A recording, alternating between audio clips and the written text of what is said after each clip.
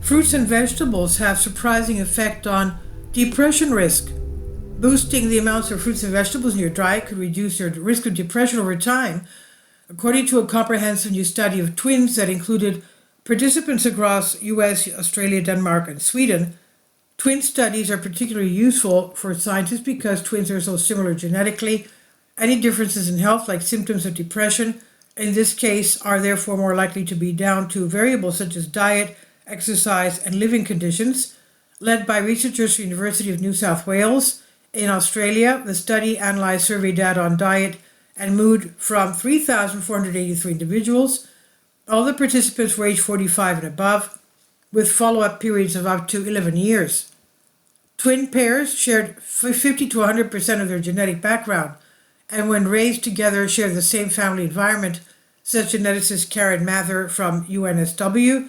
One of the advantages of the twin design is that it can help address the issue of unwanted factors, such as socioeconomic status early in life, influencing the results. The team found a modest difference in depressive symptoms between those classed as having a high fruit and vegetable intake, average of 2.1 to 2.0 average daily servings respectively, and those with a low fruit and veggie intake, 0.3 to 0.5 average daily servings respectively. When moderate vegetable and fruit intakes were compared to low intakes, the difference in depression was less pronounced for vegetable consumption and non-existent with fruit intake. It's also worth noting, most study participants were still eating below the generally recommended level of vegetables and fruits, at least 5 portions in total per day. I usually put fruit in my salad. Nuts and apples and oranges and tangerines, you'll be amazed at how beautiful they taste.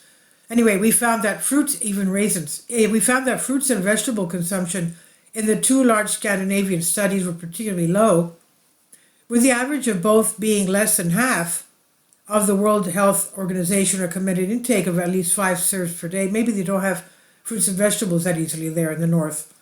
This is what lead author of the study, nutrition scientist Annabelle Mattison, said. We are unclear what the reduction in depression scores would be if intakes were increased to recommended levels. Although the data is not detailed enough to prove cause and effect, physical activity, for example, was not included in the analysis. The relatively large sample size and the use of twins counts in the study's favor, suggesting there is a connection there. This study finding of a protective association between higher fruit and vegetable intake and depressive symptoms is consistent with most prior evidence, the team writes in their published paper. We know fruits and veggies are good for many different aspects of our health. Previous studies have already highlighted links between diet and depression, and between depression and gut health, which can benefit from less ultra-processed food. The age of the study participants is important as well. Depressive disorders tend to peak in adults between the ages of 55 and 75. I would recommend that they go and do some volunteer work.